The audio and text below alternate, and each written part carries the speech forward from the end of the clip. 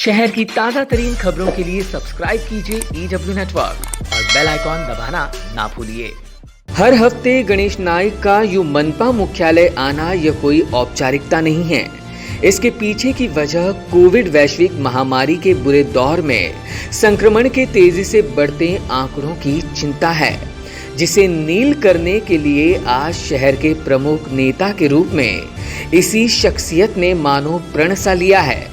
नए मनपा आयुक्त अभिजीत बांगर से लगातार तीसरी मुलाकात कर ऐरोली के विधायक गणेश नाइक ने न केवल कोविड नियंत्रण पर रखी गई अनेकों सूचनाओं और मांगों का ब्यौरा आयुक्त से लिया, बल्कि इन्हीं सूचनाओं पर कितना अमल प्रशासन ने किया।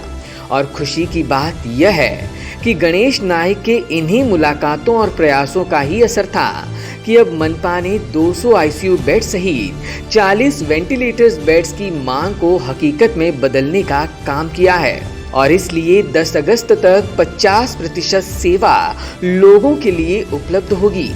और यही कुछ कहा ऐरोली के विधायक गणेश नाइक ने। इस दौरान उनके साथ ऐरोली के प्रथम विधायक संदीप नाइक, पूर्व सांसद संजीव नाइक, पूर्व महापौर सागर नाइक सहित पदाधिकारी आदि मौजूद थे। गणेश नाइक ने कहा कि आयुक्त ने इसके अलावा उन्हें भरोसा दिलाया है कि कायम स्वरूपी कर्मचारियों की तरह कोविड दौर में अस्थायी और थोक पगार पर काम करने वाले कर्मचारियों को भी सुरक्षा कवच देने की दिशा में योजना अमल में लाई जाएगी। ज्ञात रहे कि कोरोना ने जब से शहर में पांव पसारना शुरू किया, तब से इस विकराल रूप धारण किए वायरस पर नियंत्रण पाने के लिए अपने पैरों की झीझ करने वाले गणेश नाइक ने जो बहुमोल सूचनाएं और मांगे आयुक्त के समक्ष रखी, उनमें से अधिकतर विषय हकीकत में बदले हैं।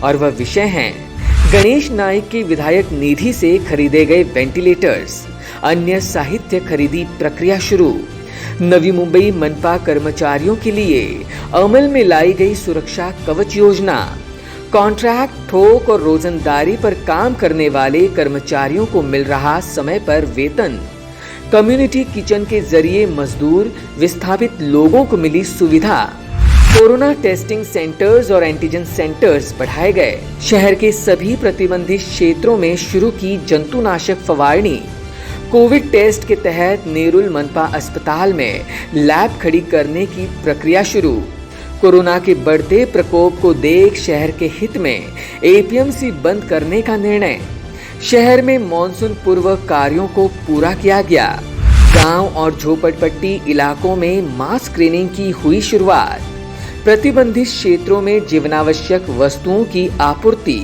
कोरोना प्रकोप को देख वाशी सिडको प्रदर्शनी केंद्र में शुरू हुआ 1000 बेड का कोविड अस्पताल। गणेश नाइक को उम्मीद है कि जिस प्रकार से इन तमाम विषयों को आयुक्त ने सकारात्मक भूमिका से दिखाया, अब आगे भी उसी सकारात्मक भूमिका के साथ अन्य प्रलंबित विषयों को भी पूरा करने का भरोसा उन्हें है। आज माननीय आयुक्तांच्या बरोबर मागच्या झालेल्या मीटिंगमध्ये जे विषय मांडले होते त्या विषय अनुषंगानं जी काय प्रगती झालेली आहे त्याचा आढावा आम्ही त्या ठिकाणी घेतला। वाशी एक्झिबिशन सेंटरमध्ये महिलांकरता सेपरेट वॉर्ड करावेत तर त्यांनी ते केलेले आहेत। जनरल असलेल्या म्हणजे बेड्स, ऑक्सिजन बेड्स आणि आता होऊ घातलेल्या व्हेंटिलेटर बेड्स, त्या ठिकाणी आपण मागणी केली होती की डायलिसिसची एक मशीन असावी, मशीन तिथे पोचलेली आहे, त्या ठिकाणी एक्सरे मशीन असावी, एक्सरे मशीन पोचलेली आहे, ब्लड टेस्टिंगची युनिट तिथं असावं, त्याची पण प्रोसेस सुरू झालेली आहे। साधारण 8 दिवसामध्ये डायलिसिसची मशीन आणि एक्सरे मशीन सुरू होईल अशा प्रकारची माहिती त्याने आम्हाला दिली। मागच्या मीटिंगमध्ये आणि मीटिंग नंतर आपल्याला मी म्हटलं होतं की 200 आयसीयू बेड त्या ठिकाणी खाजगी रुग्णालयाबरोबर कॉन्ट्रॅक्ट करून त्या ठिकाणी करण्याचं त्यांनी ठरवलेले आहे. त्याच्यापैकी 25% भाग म्हणजे 50% बेड ह्या 10 ऑगस्टला त्या ठिकाणी उपलब्ध होतील. म्हणजे त्याच्यामध्ये 20 व्हेंटिलेटरच्या बेड्स असतील. पुन्हा परत 10 दिवसांनी परत 50 बेड होतील. त्यावेळेला 20 व्हेंटिलेटर असतील. अशा प्रत्येक 10 दिवसांनी म्हणजे 10 ऑगस्टनंतर आणखी 3 टप्पे म्हणजे 200 ICU बेड आणि त्यामध्ये 40 व्हेंटिलेटरच्या बेड्स अशा प्रकारची जी भूमिका आम्ही मांडली होती त्या अनुषंगाने त्यांनी प्रयत्न करून त्याला यश आणण्याच्या अनुषंगानं वाटचाल सुरू झालेली. विद्यार्थ्यांना शिष्यवृत्ती देण्याच्या बाबतीमध्ये त्यांनी हेडमास्टर्स आणि शिक्षक यांना घेऊन त्यांच्या अकाउंटवर पैसे देण्याच्यासाठी तरतूद केलेली आहे आणि प्रोसेस सुरू झालेली आहे. लवकरात लवकर ते पैसे विद्यार्थ्याच्या अकाउंटवर जमा होणार आहे. आता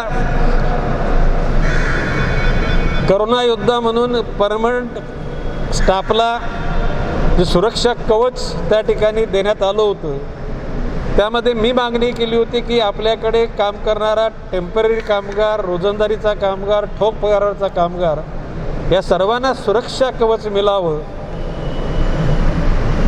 त्यांनी सांगितले की राज्य शासनाची जर का त्यामध्ये जर भूमिका या घटकांसाठी नसेल तर महानगरपालिका स्तरावर या घटकांकरता आपण योजना तयार करू. त्या लोकांना त्यापुढे वंचित ठेवलं जाणार नाही. एकूणच ऑगस्ट सप्टेंबरमध्ये शक्यता करोनाबाधितांची वाढीव होण्याची शक्यता लक्षात घेऊन MIDC स्तरावर आणि महापालिकाच्या अन्य स्तरावर दुसऱ्या इमारतींचं शोध घेऊन त्या ठिकाणी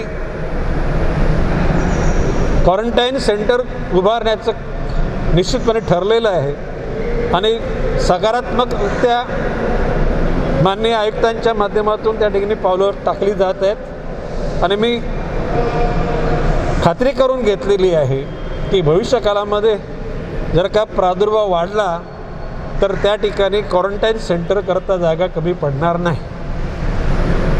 एकूणच महानगरपालिका स्तरावर कमी असलेला स्टाफ, डॉक्टर, नर्सेस, वॉर्डबॉय आणि इतर स्टाफच्यासाठी सुद्धा भरती सुरू झालेली होती.